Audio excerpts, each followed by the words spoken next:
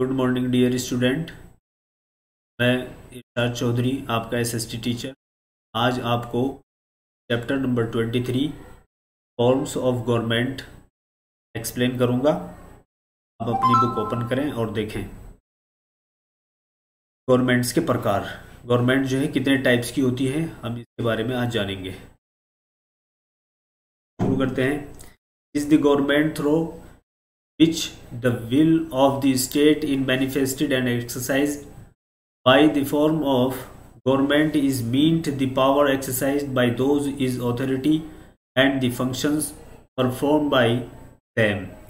A modern state has to perform a large number of different functions, so the government has to work on different levels. The form of a government can be classified on different grounds. सरकार के माध्यम से राज्य की इच्छा जो है प्रकट होती है, क्रियान्वित होती है। सरकार के प्रकार से तात्पर्य सरकार द्वारा निर्धारित कार्यों के लिए उपयोग की जाने वाली शक्तियों से है कि सरकार को किन किन शक्तियों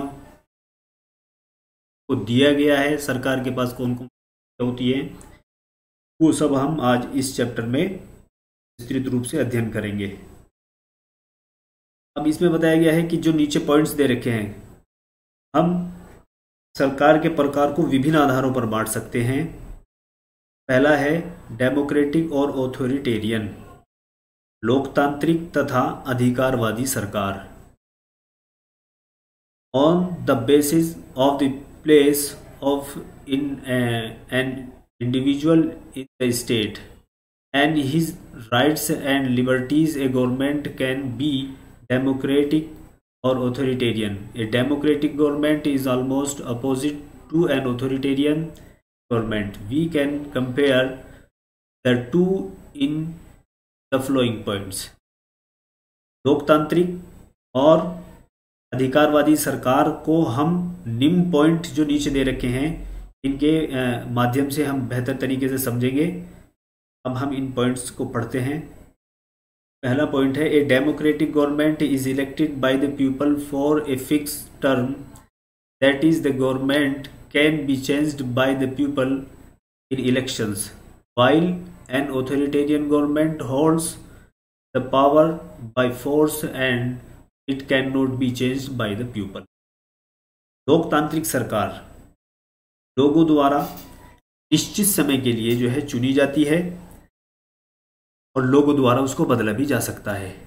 जबकि जो हमारी अधिकारवादी सरकार है, जो ऑथोरिटेरियन गवर्नमेंट है, वो कहीं ना कहीं जबरदस्ती बनाई गई सरकार होती है और उसको लोगों द्वारा बदला भी नहीं जा सकता। Democratic government is answerable to the people for all its actions, but an authoritarian government is not. जो लोकतांत्रिक सरकार है वो अपने सभी कार्यों के लिए जनता के प्रति उत्तरदायी होती है, जबकि जो ऑथोरिटेरियन गवर्नमेंट है इसमें सरकार को किसी को भी जवाब नहीं देना होता।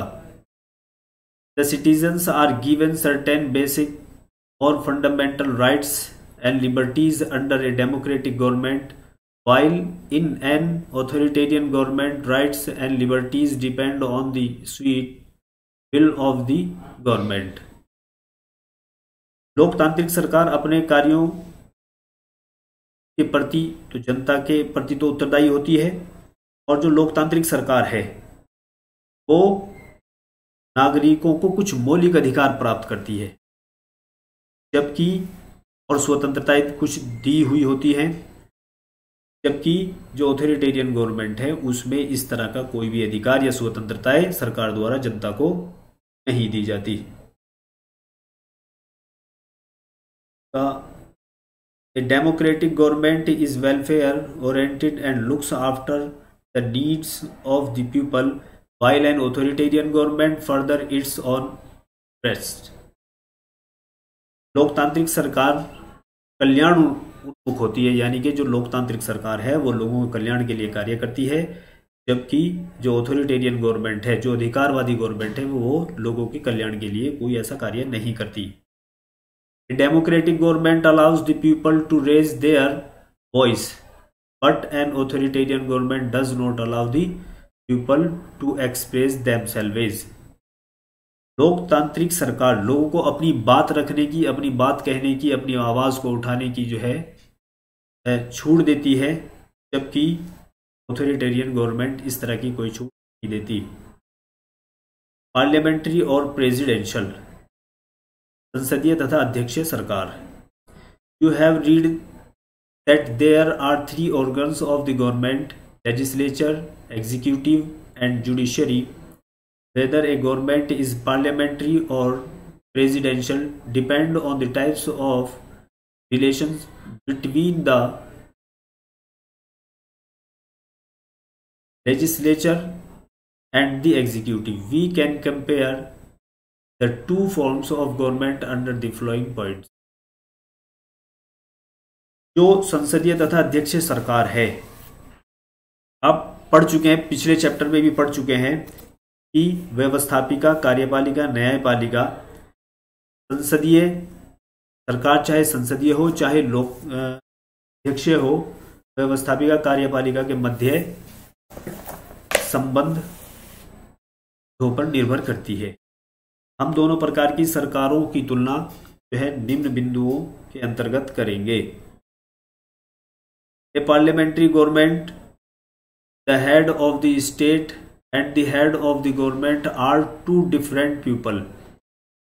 The head of the state has only nominal powers and the head of the government has the real powers. In a presidential government, the president is the real executive. संसदीय सरकार में राज्य का मुख्य व सरकार का मुख्य दो भिन्न लोग होते हैं।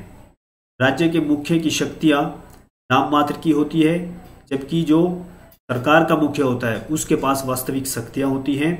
अध्यक्षीय सरकार में अध्यक्ष या राष्ट्रपति ही वास्तविक कार्यपालिका होता है। In a parliamentary government, the head of the government is a member of the legislature and is answerable to the legislature, but in the presidential government, the president is not a member of the legislature and is not answerable to the legislature. संसदीय सरकार में सरकार का मुख्य व्यवस्थापिका का सदस्य होता है, व्यवस्थापिका के प्रति उत्तरदायी होता है, लेकिन अध्यक्षीय सरकार में राष्ट्रपति व्यवस्थापिका का ना तो सदस्य होता और ना ही उसके प्रति उत्तरदायी होता। In a parliamentary government, the head of the government remains in the office so long he enjoys the confidence of the legislature and can be removed from his office by a majority vote.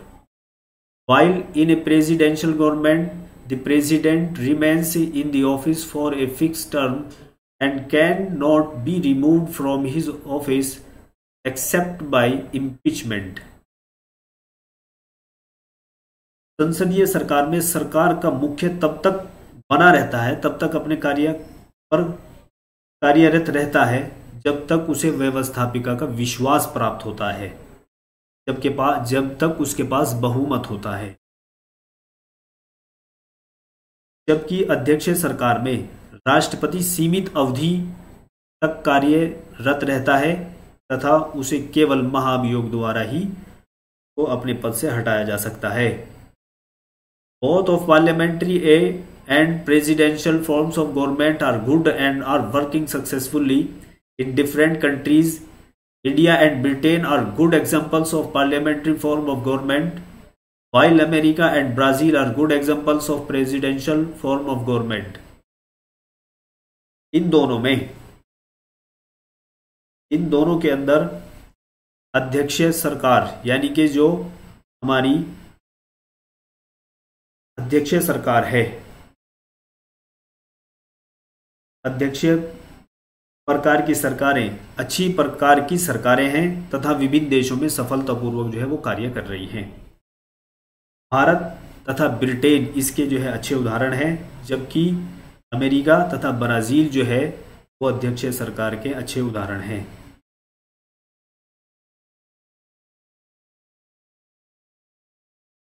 Unitary और federal. A unitary government functions at one tier, that is, all powers are centralized in a single union government. The powers of the union government are absolute. However, in a federal governments, there are two tiers of authority: the federal governments at the center and the provincial governments in the provinces states. A unitary government is effective when the territory under the control is small, but when the territory is large, it is better to have a federal government. We can compare the two types of government under the following points. अब इसमें पढ़ेंगे unitary और federal government, यानी कि एकात्मक तथा संघीय सरकार। एकात्मक सरकार एक स्तर पर कार्य करती है जिसकी सभी शक्तियां एक संघ में केंद्रित होती है। एकात्मक सरकार की शक्तियां संपूर्ण तथा निरपेक्ष होती है, जबकि संघीय सरकार में दो स्तर की शक्तियां होती है: संघीय सरकार केंद्र में तथा प्रांतीय सरकारें प्रांत या राज्य में। एकात्मक सरकार प्रभावशाली होती है जब उनका शासित क्षेत्र छोटा हो, लेकिन यदि क्षेत्र विशाल है, बड़ा है, तो जो संघात्मक सरकार है का होना बेहतर होता है। हम इन दोनों सरकार की तुलना निम्न बिंदुओं के अंतर्गत कर सकते हैं। In a unitary government, all powers are vested in the union, while in a federal government, the powers are divided between the union and the provinces. The federal government holds those powers which are common to all provinces, for example, currency, defense, region, affair, etc., while the provincial government are given authority to deal in the matter of the local interest, for example, education, local taxes, jail, agriculture, health, sanitation, etc. इसमें बताया गया है कि जो एकात्मक सरकार में सभी शक्तियां संघ में निहित होती है, जबकि संघीय सरकार में शक्तियां संघ तथा प्रांतों के बीच बटी होती है। संघीय सरकार उन सभी शक्तियों का निर्वहन करती है जो सभी प्रांतों में सामान्य होती है। उदाहरण के लिए धन की व्यवस्था करना, विदेशी मामले, रक्षा। और प्रांतीय सरकार जो है वो स्थानीय मामलों की देखभाल करती है, जैसे शिक्षा, है ना, स्थानीय कर, जेल, कृषि, स्वास्थ्य, साफ सफाई आदि। In a unitary government, the constitution may or may not be written, but in a federal government, it is written.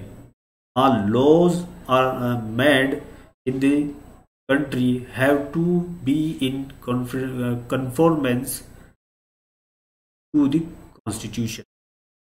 एकात्मक सरकार में संविधान लिखित या अलिखित हो सकता है, लेकिन जो संघीय सरकार है के अंतर्गत संविधान जो है लिखित होता है। देश के अंदर बनाए सभी कानून संविधान के संगत होते हैं। The judiciary is supreme in a federal government. It interprets the laws made by the federal and provincial government. It also settle any dispute arising between federal and provinces and between among provinces. We can find unitary government in Britain and China, while federal government in America and India. इस point में बताया गया है कि जो संघीय सरकार है, संघीय सरकार में न्यायपालिका जो है वो सर्वोपरि होती है. संघीय सरकार तथा प्रांतीय सरकारों द्वारा बनाए गए कानूनों का संरक्षण करती है. संघ तथा प्रांत, दो प्रांतों के मध्य या कई प्रांतों के मध्य हुए विवादों को भी सुलझाती है. एकात्मक सरकार ब्रिटेन तथा चीन में देख सकते हैं, जबकि जो संघीय सरकार है वो अमेरिका और भारत में है. बच्चों, आज का टॉपिक बस यही ख़त्म करते हैं. नेक्स्ट वीडियो में मिलते हैं नेक्स्ट टॉपिक के लिए. Best of luck.